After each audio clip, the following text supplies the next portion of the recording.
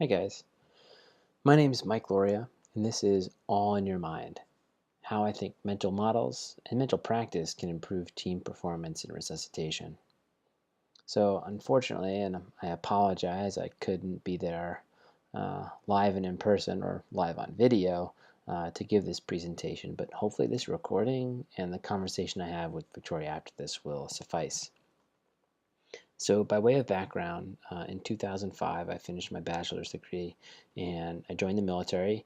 I was a pararescueman, and my job was to provide combat search and rescue capability as well as direct medical support for different special operations teams around the world.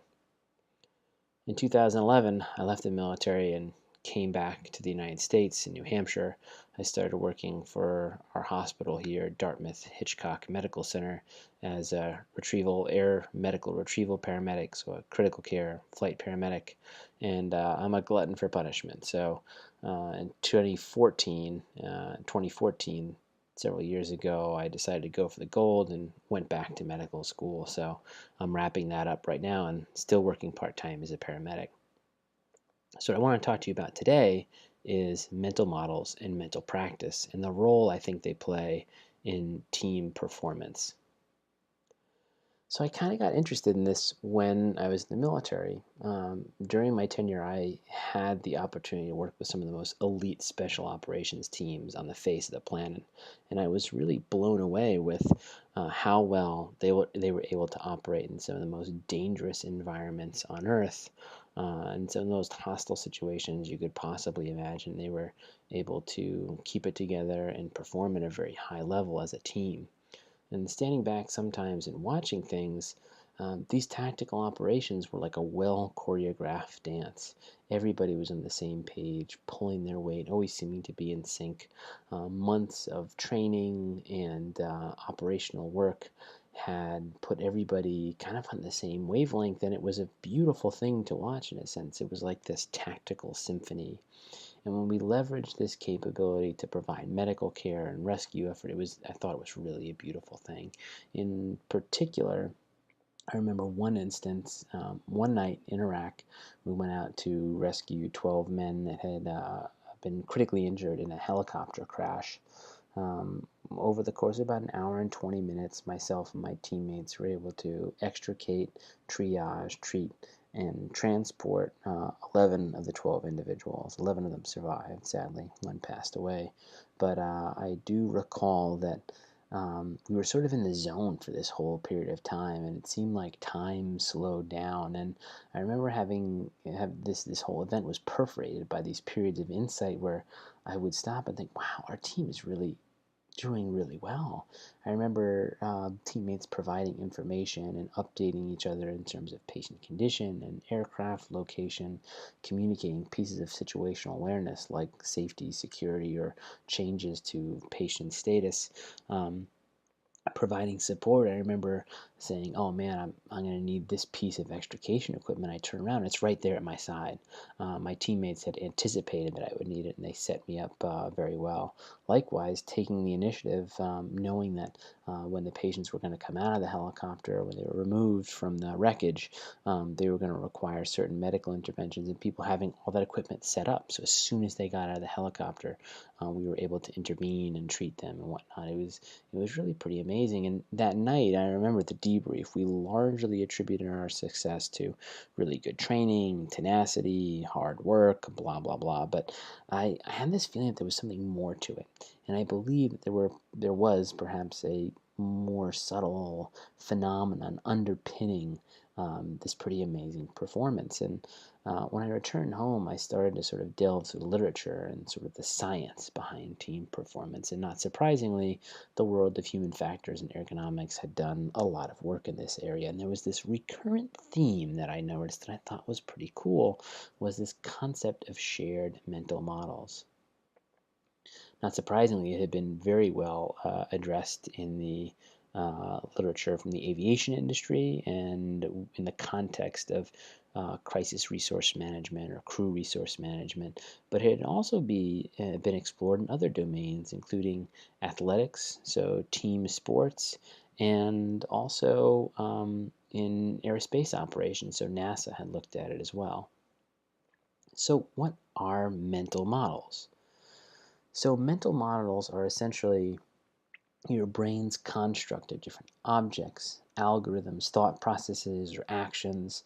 They're descriptions of something's purpose and its form. And it's our brain's way of taking all this complex information about a particular subject and condensing it into a reproducible, understandable entity. So take, for example, a ventilator. So I say the word ventilator, and you see this writing on the screen, and consciously or subconsciously, you begin to draw this picture to the front of your brain. You may actually see what the ventilator in your emergency department or ICU or operating room looks like. So you may identify it and see the different knobs, the screen, and all the different physical features of it. And from there, this mental model is built. So it starts on the lowest level with the specific equipment, the physical structure of what you're imagining, the buttons in the ventilator, how to titrate up the tidal volume, how to turn down the PEEP, whatever. And from there, we build additional layers to this rich model. Next, with knowledge and strategies. For example, how is this ventilator used? We think about ARDSNet protocol, or we might think about different modes of ventilation and how we use them in young children versus adults, or which ones we use for different pathologies, and so on and so forth. And then we build further on that mental model and think about the logistics, how our model integrates with the system at large. So the roles and responsibilities. Whose job is it to make decisions about changes to the ventilator? Whose job is it to actually go and maintain the ventilator or make those changes that are decided? Whose job is it to bring the ventilator to the emergency department or the ICU or whatever? So it's a very rich model with multiple layers to it. And that model can be either implicit or explicit. So implied in the sense that it's part of our standard operating procedure. We have a model of how my air medical team conducts RSI, but we can tweak that model and express different models. So, for example, we may be going to retrieve a patient who's in hypoxic respiratory failure, secondary to heart failure with reduced ejection fraction. And I might explain my strategy, my approach, my mental model to the team and say, hey, we're going to retrieve this patient. I think that she might benefit from non-invasive ventilation. Let's try that for a little while. We'll get another gas. We'll reevaluate her clinically. We'll decide whether we think she needs to be intubated or not before we put her in the helicopter and transport her. So it's letting my team in on my strategy, sharing with them my mental model. Mental models may also be important in what separates novices from experts. So Anders Ericsson is a professor of psychology at Florida State University here in the United States, and he's author of a very popular book called Peak: The Secrets from the New Science of Expertise. And in this book, he discusses some very important things, one of which you may have heard about before is the role of deliberate practice in gaining expertise. He also suggests that mental models, or as he refers to them, mental representations, are critical to building expertise. In fact, he suggests that expertise may be the process of, over the course of a career, simply refining these mental representations and making them more detailed, which explains a lot about things that I'm experiencing right now. So take, for example, starting a central venous cannula. So through the course of my military career and being on a retrieval team, I've placed maybe dozens of central lines. The cardiac anesthetist that I was working with last week has placed thousands in his career. So I'm a novice. My mental model is very rudimentary. I'm still working on getting more efficient at the basic steps of placing a central line. The cardiac anesthetist, on the other hand, has a way more refined mental model, very nuanced, subtle movements of his fingers and his hands with regard to manipulation of the needle or the wire as what might set him apart as an expert compared to my novice state. So, what do these mental models do for teams? How do they help us, and how do they work in teams? Well, as I mentioned, these mental models are efficient ways of encoding information in our brain. But as far as if we go and we share these mental models, what it allows for is minimal communication, which is especially helpful in a very time-sensitive environment. So we don't have to actually explain what we need to do because we already understand what a process looks like or what a procedure is and what equipment is necessary. That allows us to limit our communication to what is necessary, only what is absolutely necessary to, with regard to things like situation awareness as far as changes in the procedure or a patient's condition. There is something that's slightly more important and correlates very well with effective team performance, and that is allowing us to anticipate different actions, predict outcomes, and coordinate behaviors.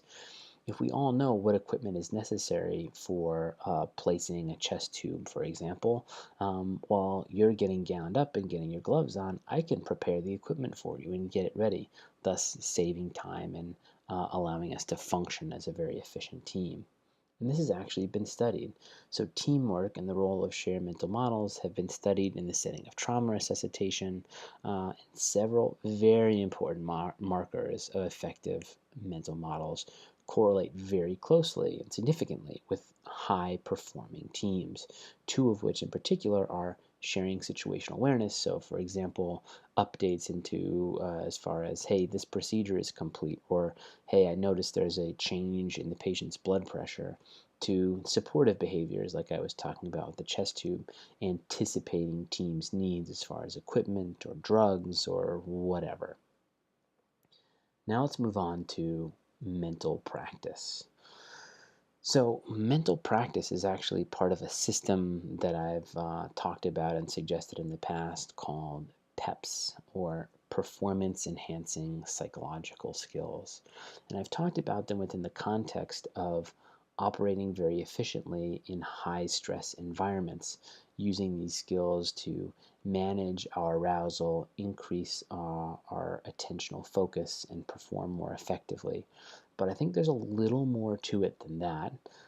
Initially, the acronym, or excuse me, the mnemonic I was using was Beat the Stress Fool, which stands for the four skills that I was recommending: breathe, using positive self talk, see or mental practice, and focus, so using a trigger word. And what I want to hone in on right now is see, or using mental practice, imagery exercises to improve our performance. So if you've seen Michael Phelps at the Olympics, you often kind of see him looking like this, very focused, uh, concentrating, and sort of in the zone with his headphones on. But when he's interviewed, what he says is he's actually running through his mental video. That's the words that those are the words that he's using, going through his mental videotape.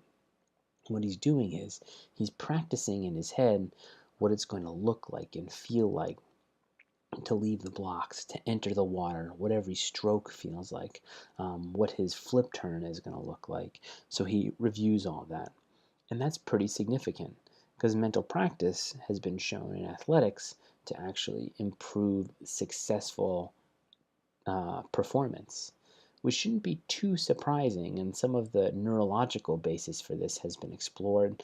If you actually take someone who's performing a skill and someone who's imagining performing the skill, the same areas of the brain essentially light up. So doing mental practice is like a practice run. You're accessing the same neurological architecture. And there are certain characteristics, this mental practice, that help it to work better. First, using very vivid mental images. So not just kind of imagining the steps in a very rudimentary form, but imagining very specific things. So you're in the OR. and you're bagging a patient, what that subtle odor of sevoflurane smells like, what the laryngoscope feels like in your hand, what the patient's skin feels like. All of that very rich sensory information is helpful. A good summary of all of the evidence-based effective imagery was proposed by Holmes and Collins. They used the mnemonic PETLEP, PETTLEP, and that stands for P, the physical nature of the task. So kind of like I was mentioning, the vivid sensory input, what the different tools are, what things feel like, the environment. So imagining yourself in the emergency department, the ICU or the OR, wherever you work. The type of task, T, so that's the actual steps being carried out. T, the timing of those steps. L is a little bit more complicated, nuanced concept. That's learning the level of the content or updating that level as your skills improve and focusing on more nuanced aspects of the procedure. Emotion, so what you feel like when that task is completed, and the perspective. So instead of imagining watching yourself do it, you imagine yourself in the first person perspective actually doing things. Although it hasn't been explored yet, I've used this recently, and I'm an advocate of using mental practice not just to practice a particular algorithm or a particular skill, but also to imagine when things don't go right, when they don't go the way we want them to, and we encounter problems, using mental practice as a way to prepare for troubleshooting. So if I'm performing direct laryngoscopy and this is what I see when I'm looking for the glottis, I sort of practice in my mind running through the first steps that I'm going to take to correct this and try and optimize my view. So take my right hand, put it behind the occiput, lift the head up, try and get all those angles of the airway, the glottis, the pharynx, and my visual plane to align using some external laryngeal manipulation. And if still I can't see anything and this is the view I get, perhaps considering using the bougie or just switching to video laryngoscopy. So I run through that algorithm in my head. This, of all the psychological skills, mental practice and using imagery, has actually been pretty well studied. As early as 2002, it was studied when Hall described how mental imagery or mental practice could be used to improve various surgical skills. And this was followed later in 2011. Aurora and colleagues actually conducted a randomized control trial, and they looked at mental practice in laparoscopic procedures and found that it could be used to significantly improve laparoscopic surgical techniques.